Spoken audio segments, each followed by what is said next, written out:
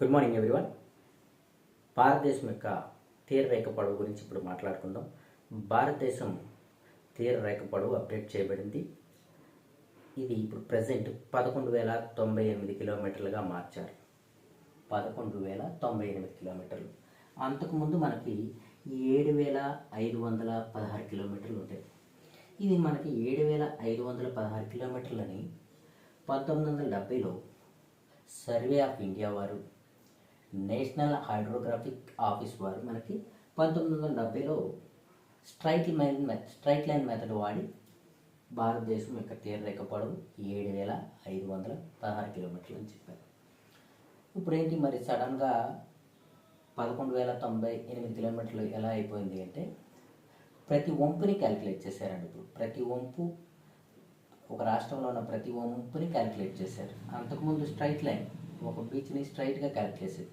ఇప్పుడు అలా చేయలేదు. ప్రతి వంపుని క్యాలిక్యులేట్ చేయడం వల్ల ఈ లెంత్ పెరగడం జరిగింది. ఆ లెంత్ వచ్చి 11,098 కిలోమీటర్లు. ఈ డేటాని ఇచ్చింది ఎవరు అంటే మినిస్ట్రీ ఆఫ్ హోమ్ అఫైర్స్ వారు. ఇక రాష్ట్రాల విషయానికి వస్తే, మొత్తం మన భారతదేశంలో 9 రాష్ట్రాలకు ఈ తీరరేఖ ప్రాంతం కలిగి ఉంది. అవి పశ్చిమ ప్రాంతం అరేబియా సముద్రం వైపు, అలాగే తూర్పు ప్రాంతం బంగాళాఖాతం వైపు ఉన్నాయి. అయితే పశ్చిమ ప్రాంతాన ఉన్న రాష్ట్రాలు ఒకసారి చూద్దాం. ఆ 5 రాష్ట్రాలు ఏంటో అనేది: గుజరాత్, మహారాష్ట్ర, గోవా, కర్ణాటక, కేరళ. ఇవి పశ్చిమ వైపున ఉన్న 5 రాష్ట్రాలు, అరేబియా సముద్ర ప్రాంతం. అలాగే బంగాళాఖాతం తూర్పు వైపున తమిళనాడు, ఆంధ్రప్రదేశ్, ఒడిశా, పశ్చిమ బెంగాల్.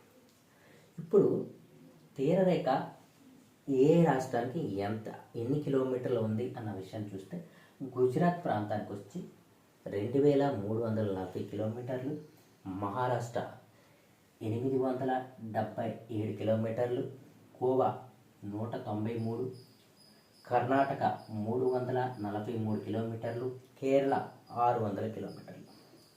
ఇంకా తమిళనాడు తూర్పు వైపు కొద్దాం. తమిళనాడు 1,068 కిలోమీటర్లు, ఆంధ్రప్రదేశ్ 1,053, ఒడిశా 574 కిలోమీటర్లు, పశ్చిమ బెంగాల్ 721 కిలోమీటర్లు.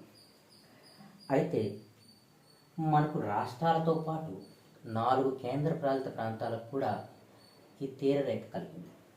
అవి ఒకటి అండమాన్ నికోబార్, లక్షద్వీప్, పాండిచ్చేరి, డామన్ డయ్యు.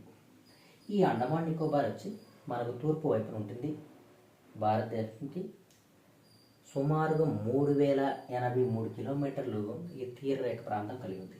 లక్షద్వీప్ లెఫ్ట్ సైడ్ ఇలా భారతదేశంకి కింద ఉంటుంది. 144 కిలోమీటర్ల తీరరేఖ కలిగి ఉంది. అలాగే పాండిచ్చేరి మన ఆంధ్రప్రదేశ్లో ఈ 42 కిలోమీటర్స్. డామన్ డయ్యూకి ఇక్కడ గుజరాత్ సమీపంలో ఉంటాయి, 54 కిలోమీటర్స్. అయితే ఇక్కడ పర్సంటేజ్ వైజ్గా వస్తే పశ్చిమ బెంగాల్ హైయెస్ట్ ఇంక్రీజ్ అయింది. ఎంత పర్సంటేజ్ ఇంక్రీజ్ అయిందంటే సుమారుగా 320 దగ్గరగా.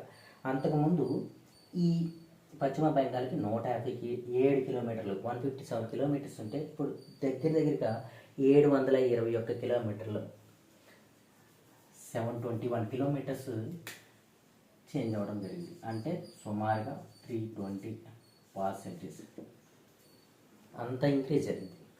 అలాగే రాష్ట్రాల వారీగా హైయెస్ట్ కోస్టల్ లైన్ ఉన్న రాష్ట్రం వచ్చి గుజరాత్. డేటా మారినప్పుడు కూడా ఫస్ట్ ప్లేస్లో గుజరాతే ఉంది. ఇప్పుడు డేటా మారిన తర్వాత కూడా ఫస్ట్ ప్లేస్ గుజరాతే, 2,340 కిలోమీటర్లతో మొదటి స్థానంలో ఉంది. అలాగే తమిళనాడు సెకండ్ ప్లేస్ 1,068 కిలోమీటర్లు. థర్డ్ ప్లేస్ ఆంధ్రప్రదేశ్ 1,053 కిలోమీటర్లు. ఇక్కడ మనం గుర్తుపెట్టుకోవాల్సిన విషయం ఏంటంటే, ఈ సెకండ్ ప్లేస్లో ఆంధ్రప్రదేశ్ ఉండేదండి పాత డేటా ప్రకారం. ఇప్పుడు కొత్త డేటా ప్రకారం Tamil Nadu second place, third place వచ్చి Andhra Pradesh. First place Gujarat, second place Tamil Nadu, third Andhra Pradesh. ఓకేనా? ఇప్పుడు పర్సంటేజ్ వైజ్గా ఏది పెరిగింది? పశ్చిమ బెంగాల్ హైయెస్ట్ పర్సెంట్ పెరిగింది. ఇవన్నీ ఓకే. ఏ స్టేట్కైనా కోస్టల్ లైన్ తగ్గిందా అంటే ఎస్ తగ్గింది. ఈ గోవా ప్రాంతానికి వచ్చి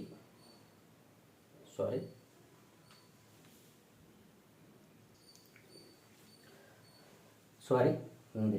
పాండిచ్చేరికి 47 అలా ఉండేది, ఇప్పుడు ప్రెసెంట్ 42కి తగ్గింది. అంటే పెరిగిన స్టేట్ వచ్చి మనకి పశ్చిమ బెంగాల్, తగ్గింది వచ్చి పాండిచ్చేరి. ఓకే, ఇప్పుడు మనం భారతదేశం యొక్క కోస్టల్ లైన్ ఎంత అంటే మన పొరపాటును కూడా 7,516 కిలోమీటర్లు పెట్టకూడదు. ఇప్పుడు మనకు అప్డేట్ చేయబడింది 11,098 కిలోమీటర్లు. Highest Gujarat, second Tamil Nadu, third Andhra Pradesh. ఓకేనా? Thank you so much.